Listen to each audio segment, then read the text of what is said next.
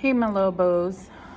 We are on chapter 33 of Chains by Laurie, Halse Anderson. So in chapter 32, people have moved into the locked-in home, soldiers and their wives, and and so now Isabel has help in the kitchen, but the wives are not very nice. They're demanding. She has to sleep in the cellar with people, and they're like taking her blankets and things like that. Chapter 33. The autumn passed in a dog-weary haste for me, with much work and little time left to ponder or breathe. Everything was cloaked in gray: oyster gray, charcoal gray, pewter gray, mold gray, storm gray, and ash. Scraps of ash floated through the air for weeks and found their way into everything, from the butter to the tea. The rains turned the ash to mud. Frost painted to the ground and the color of gravestone. Ashes trapped in ice. I flaked ashy too. Mama used to rub salve of bear fat and mint on us as winter approached, so our skin would not dry and crack. Was Ruth's skin dry? Did anyone notice? Ashes drifted into the hollow places in my bones and silted up my brain pan. I had the fanciful notion that perhaps we had died in the fire, that we were all lost souls forbidden to enter heaven. When I had low thoughts of that, Curzon's voice would call from my remembering and tell me to join him to become a rebel. I told that voice to hush. With the ash so thick inside and out, I have few thoughts to spare that fool. I figured he was dug in with the troops at Fort Washington, which seemed a good place, what with the strong walls and the cannons protecting it. Folks said the British wouldn't attack the fort until spring. The men drilled and patrolled. Sarah and the other soldiers' wives spent most of their days down at the campground doing the chores for the regiment, washing clothes in the big iron pots and cooking whatever could be found to roast or stew. They did some tidying at the locked-in house and kept the officers fed too. The dirtiest jobs fell to me: water hauling, wood chopping, and chamber pot emptying. On top of that, Colonel Hawkins claimed me for his errand girl, sending me out with messages for this captain or that sergeant, or in search of snuff or hair powder or almonds. He was terrible fond of almonds. By the time the apples were harvested, hundreds of ships crammed with expensive British goods crowded the docks. The price of food doubled and doubled again. This did not affect the Locktons nor the rich loyalist refugees who streamed into the city toting bags of gold. We took delivery of enough potatoes to fill the bin in the cellar and had no trouble buying meat. But regular folks burnt out of their homes, and penniless, loyalist refugees on the run from the rebels. They were forced to shelter in Canvastown, a new name for the burned-over district.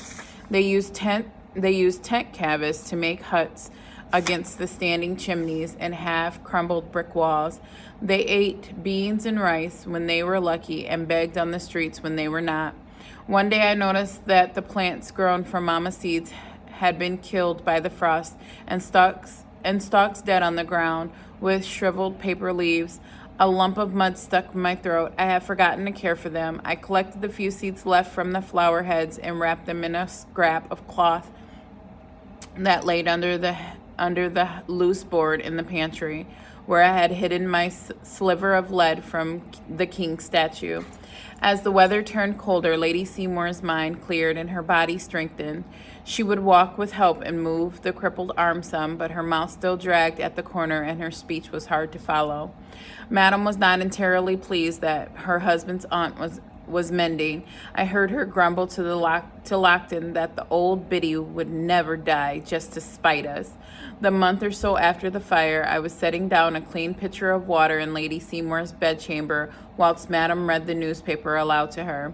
I thought the lady was dozing, but her eyes snapped open when Madame described how British soldiers had looted City Hall Library. They stole books, painted paintings, and broke scientifical equipment stored there by the professors at King's College.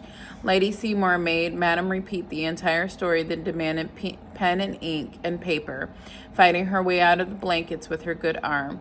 Once dressed warmly and settled at the writing table, she composed a strongly worded letter to about the library destruction to General Howe, Supreme Commander of the Royal Forces, and called for a glass of brandy and a bowl of soup.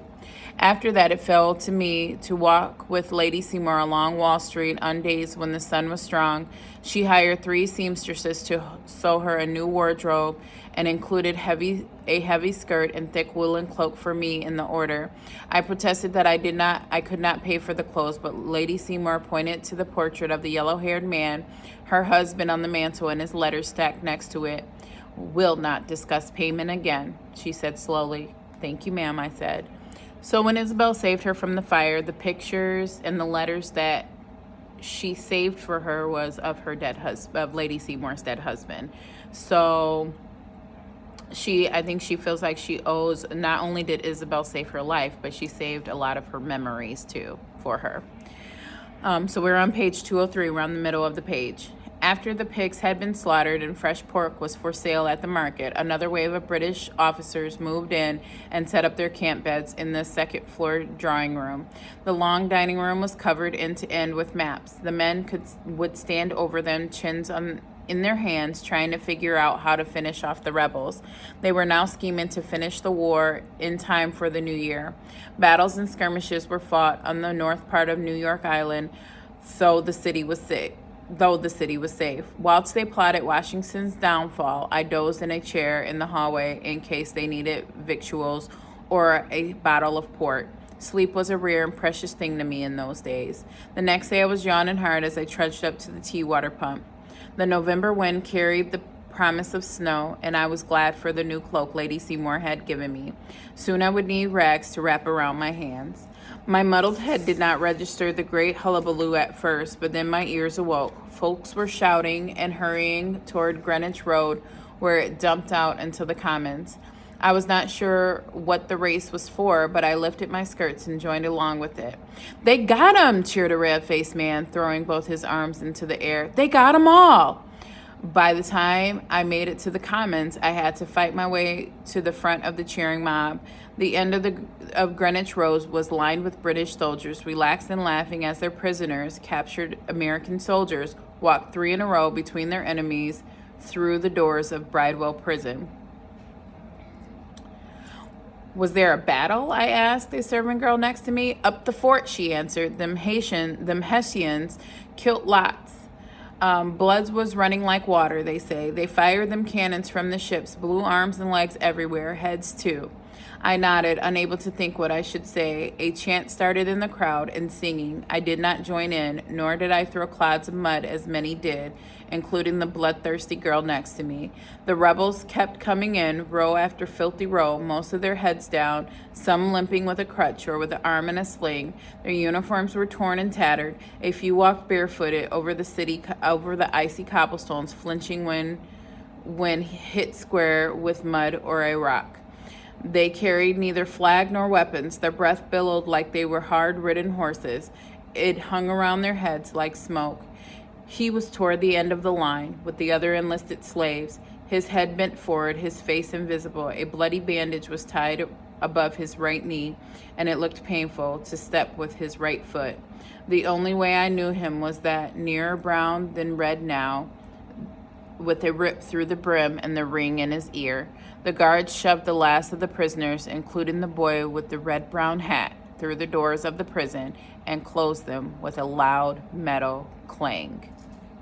Clang is an onomatopoeia. So at the end of this chapter, they were bringing in American soldiers from a battle, and Curzon was at the end of that line. So he was fighting. Remember, he had enlisted for Bellingham, and he was fighting, and he got caught. Then he got put in prison. So we're going to see what happens in chapter 34.